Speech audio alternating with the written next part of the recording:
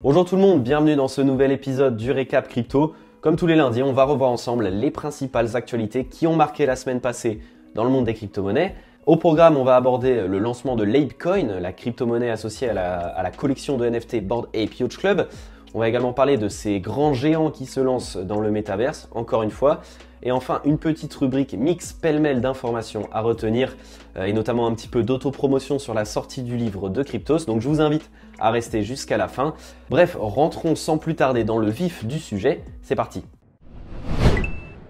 Et on commence ce tour des actualités de la semaine avec l'une des news qui a probablement le plus fait parler d'elle, surtout ces derniers jours, c'est le lancement de l'Apecoin, la crypto-monnaie liée à la collection de NFT Bored Ape Yacht Club. Alors pour ceux qui ne la connaissent pas, vous l'avez probablement déjà vu, en tout cas vous avez probablement déjà vu l'un de ces NFT, notamment en photo de profil sur les réseaux sociaux. C'est l'une des collections les plus connues, les plus valorisées. D'ailleurs, son floor price actuel, donc son prix plancher, est au-delà des 90 Ethers. Bref, Yuga Labs, qui est la startup à l'origine de cette collection NFT, a annoncé son ambition de se développer, de sortir du simple domaine des NFT pour aller s'aventurer notamment dans le métaverse et les jeux NFT. Et pour ça, donc, la première étape, selon eux, était la création d'une crypto-monnaie qui serait la structure de base pour l'ensemble de cet écosystème. Et donc, c'est l'Apecoin. Autant l'annonce de Yuga Labs de lancer son propre univers virtuel a été plutôt bien reçue par la communauté, autant le lancement de cette crypto-monnaie a été assez mitigé. Et c'est notamment du côté de la tokenomics et donc de la répartition des tokens que cela a fait énormément débat. Et oui, si on regarde de plus près, on apprend que 62% de la supply totale, donc c'est-à-dire de l'approvisionnement total en Apecoin, sera distribué à la communauté.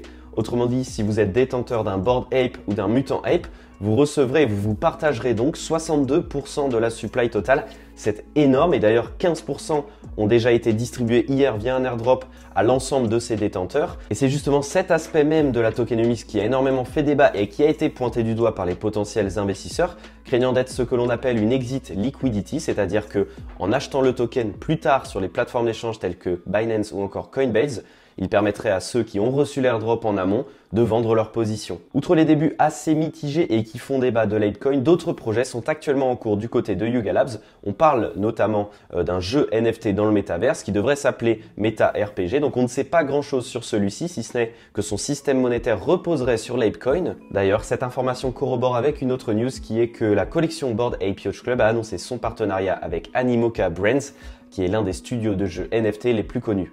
On parlait de métaverse, on continue dans ce domaine et comme chaque semaine, une petite rubrique avec toutes les entreprises traditionnelles qui ont annoncé leur arrivée dans le métaverse.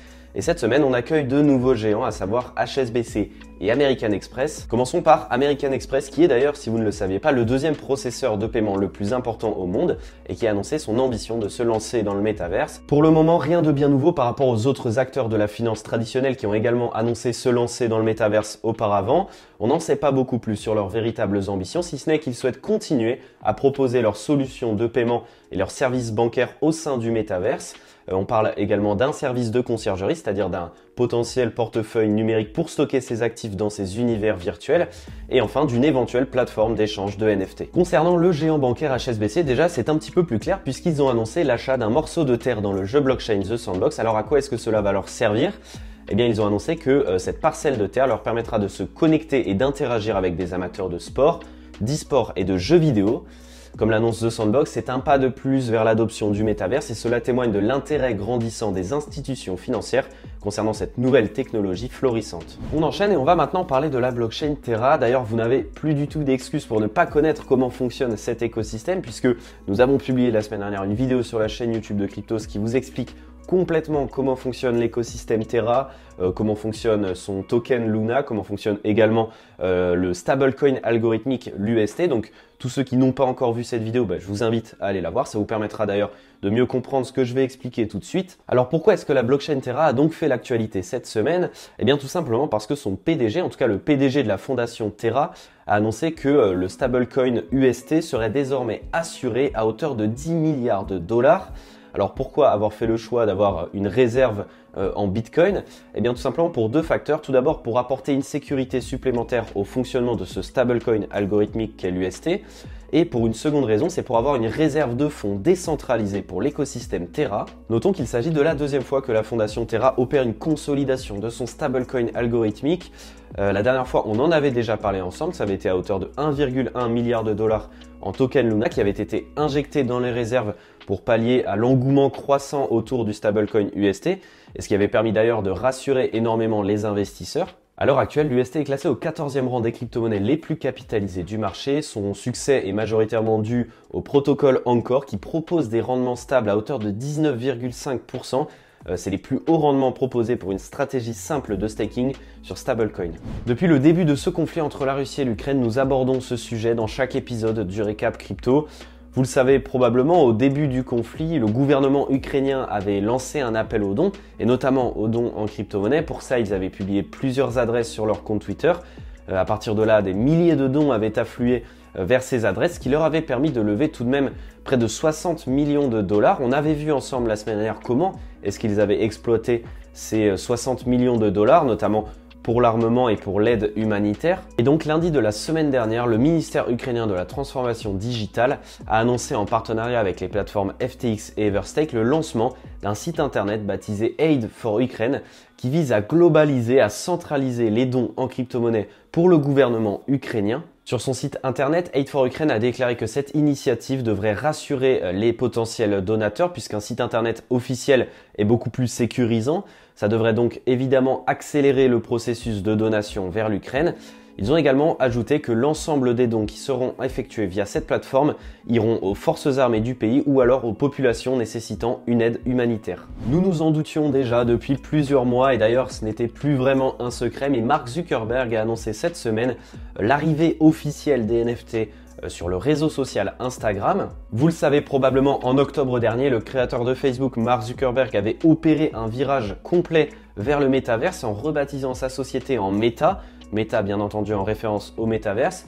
Donc l'intérêt de l'homme par rapport aux NFT n'est pas franchement une surprise et l'intérêt d'Instagram pour les NFT non plus. En effet, en mai dernier, la société avait organisé un séminaire pour regrouper les créateurs et les aider à créer des tokens non fongibles. Alors bien entendu, cela avait mis la puce à l'oreille aux observateurs et on s'était douté que Instagram prévoyait la création d'une plateforme de NFT ou du moins l'intégration des NFT sur son réseau social. Mais voilà, maintenant c'est acté, c'est officiel. L'annonce a été faite par Mark Zuckerberg lui-même. Nous travaillons pour amener les NFT à Instagram sur le court terme. Bon, bien qu'on sait que Meta travaille très conjointement avec l'équipe derrière le réseau Oasis, nous ne savons pas officiellement la blockchain qui sera utilisée, ni même la date précise d'arrivée des NFT sur Instagram. On termine ce tour des actualités de la semaine avec cette rubrique pêle-mêle d'informations qui pourraient vous intéresser comme la semaine dernière. Et je commence avec un petit peu d'auto-promotion. Je vais vous parler du livre de Cryptost. Cryptost est fier de vous annoncer la sortie de son tout premier livre intitulé Bitcoin et autres crypto-monnaies, le guide pour tout comprendre et investir. Alors ce livre, il est destiné à la fois aux débutants et aux utilisateurs expérimentés puisqu'il y aura une grosse partie sur l'histoire du Bitcoin, sur la philosophie de cette crypto-monnaie. Pourquoi est-elle si prisée? Il y aura également un peu de DeFi, un peu de NFT, mais aussi pas mal de prise de risque puisqu'on va aborder 4 scénarios envisageables pour l'avenir des crypto-monnaies en 2030. Si vous souhaitez avoir plus d'informations sur le livre, bien entendu, vous pouvez retrouver l'article de Cryptost qui en parle plus en détail sur le site internet. Pour les informations techniques à retenir tout de même, le livre sera publié le 23 mars aux éditions Larousse et il est d'ailleurs d'ores et déjà précommandable sur Amazon et sur la Fnac. Une autre actualité qui a énormément fait parler d'elle cette semaine en France, en Europe, mais également partout dans le monde, c'est la loi Markets in Crypto Assets, la loi MiCA, qui visait notamment à interdire purement et simplement le minage par le consensus de Proof of Work, donc autrement dit le fonctionnement des blockchains qui sont basées sur ce consensus, donc la blockchain Bitcoin, mais encore la blockchain Ethereum également.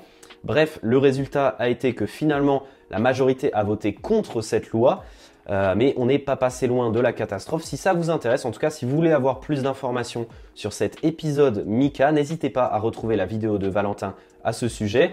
Il interviewe notamment un député, il revient sur cet épisode, sur les risques que cela aurait pu engendrer. Voilà, c'en est tout pour cet épisode du Récap Crypto. J'espère que la vidéo vous aura plu. N'hésitez pas encore une fois à nous le dire dans les commentaires. Ça nous permettra de nous améliorer, de faire mieux pour la prochaine fois. Moi, je vous souhaite de passer une excellente semaine et je vous dis donc à lundi prochain.